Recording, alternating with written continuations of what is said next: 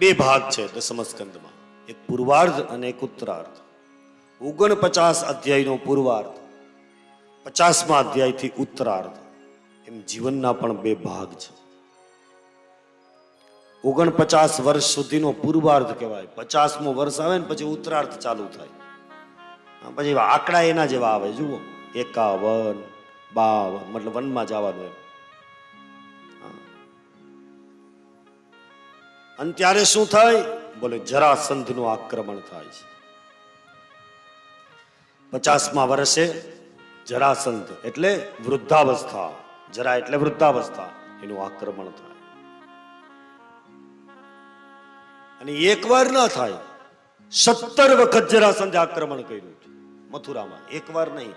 આપણે પેલી વાર આક્રમણ થાય એટલે જરાક આંખે ઓછું દેખવાનું શરૂ થાય એટલે તરત બનાવી લઈએ. પેલું આક્રમણ નિષ્ફળ, કાળનું. ભગવાન બીજું આક્રમણ કરે, કાળ આવે આગળ, પગ પૂરા કરી દે, હાલવા ચાલવાનું બંધ, પેટ બગાડે, મોઢામાંથી દાંત કાઢી નાખે. આવા 17 આક્રમણ થાય ત્યાં સુધી આપણે સુધરવાના નથી. વાળ કાળામાંથી બધા ધોળા થઈ જાય.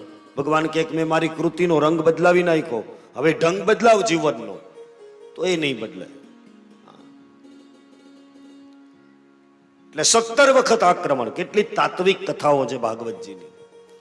49 અધ્યાયે પૂર્વાર્ધ પૂરો, એમ 49 અધ્યાયે 49 વર્ષે જીવનનો પૂર્વાર્ધ પૂરો.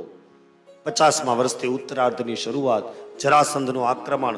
અને જરાસંધ કોણ છે? બોલે કંસનો સસરો. કંસને 2 પત્ની, અસ્થિ અને પ્રાપ્તિ. સંતાન નથી, 2 જ પત્ની, અસ્થિ અને પ્રાપ્તિ.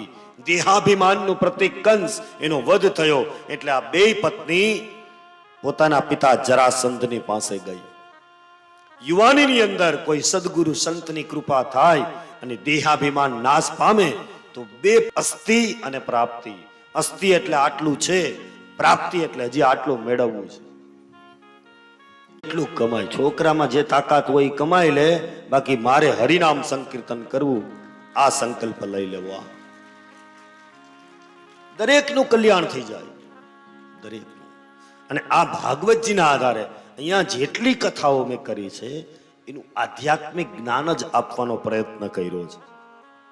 આ કથા આ કહેવા માંગે, આ કથા આ કહેવા માંગે, આ કથા આ કહેવા, કથા બધાને સાંભળી હજારો વખત. એમાં આહિર સમાજને કૃષ્ણ કથાથી કોઈ અપરિચિત હોય એવું આમાં કોઈ બેઠું જ નહીં હોય.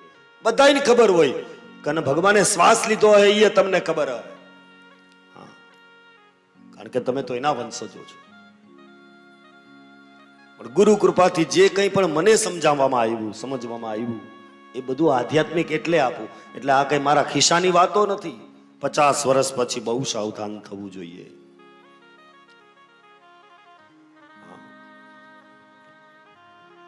અને દસમ સ્કંદ એ હૃદય છે. આપણું હૃદય હોય તો એમાં 2 ભાગ હોય, એક જમણું હૃદય ને એક ડાબું હૃદય હોય ને. શરીરમાં 2 હૃદય હોય. અને 2 હૃદયમાં એકમાં શુદ્ધ લોહી ભેગું થાય ને એકમાં બધું અશુદ્ધ લોહી ભેગું થાય. શુદ્ધ લોહી જે હૃદયમાં ભેગું થાય એ હૃદયમાંથી આખા શરીરને સંચાલિત કરે. એમાં એકાદ નસ જો દબાય કે કઈ થાય તો બલૂન બેસાડવું પડે, ઓપરેશન કરાવવું પડે, કેટલું કરવું પડે. શુદ્ધ લોહી જેમાં ભેગું થતું હોય એની વાત છે. અશુદ્ધ લોહી ભેગું થાય એ પણ ખરાબ તો ન જ થવું જોઈએ. એટલે દસમ સ્કંદ પણ હૃદય છે, એટલે એના 2 ભાગ, પૂર્વાર્ધ અને ઉત્તરાર્ધ. પૂર્વાર્ધનો ભાગ એટલે ભગવાન શ્રી કૃષ્ણની બાંસુરીની કથા.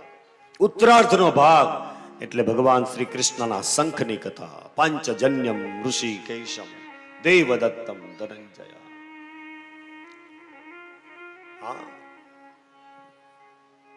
પૂર્વાર્ધ એટલે પરિત્રાણાય સાધુનામ.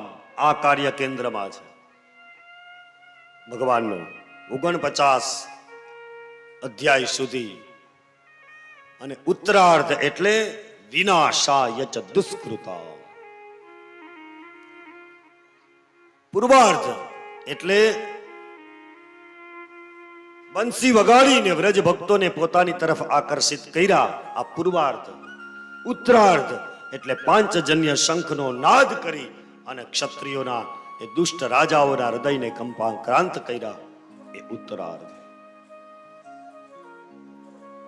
પૂર્વાર્ધની અંદર ભગવાનની વ્રજ લીલા કેન્દ્રમાં છે ને અને ઉત્તરાર્ધની અંદર ભગવાનની દ્વારિકા લીલા કેન્દ્રમાં છે. પૂર્વાર્ધ એટલે ભૂપરાગ હરણ અને ઉત્તરાર્ધ એટલે ભૂભાર હરણ. ભૂપરાગ એટલે પૃથ્વીમાંથી માટી ખાધી એ ભૂપરાગનું હરણ થયું અને ભૂભાર હરણ એટલે કુરુક્ષેત્રમાં અનેક દિવ્ય રાજાઓને ભેગા કરી અને યુદ્ધ કરાવીને પૃથ્વીનો મોટો ભાર ઉતાર્યો એટલે ભૂભાર હરણ, એનું નામ ઉત્તરાર્ધ. આ છે પૂર્વાર્ધ અને ઉત્તરાર્ધનો સંબંધ શ્રીમદ ભાગવતજીમાં. તો 17 વખત જરાસંધનું આક્રમણ થાય, 17 વખત જરાસંધને પરાસ્ત કરીને મોકલી દે. 18મી વખત આવે પણ કાલિયવન પણ આવે છે. કાલિયવન એટલે સાક્ષાત કાલ, ગર્ગાચાર્યનો દીકરો છે, યાદવોના ગુરુ, એનો દીકરો છે કાલિયવન. કારણ કે ગર્ગાચાર્યની કોઈ યાદવ વંશી શાળાએ મશ્કરી કરી છે. ક્રોધ આવ્યો કે મારી પાસે એવી શક્તિ છે કે જે દ્વારા હું એવું સંતાન પ્રાપ્ત કરીશ કે જે તમારા કુળનો નાશ કરી નાખે, તમે કોઈને પહોંચી નહીં શકો.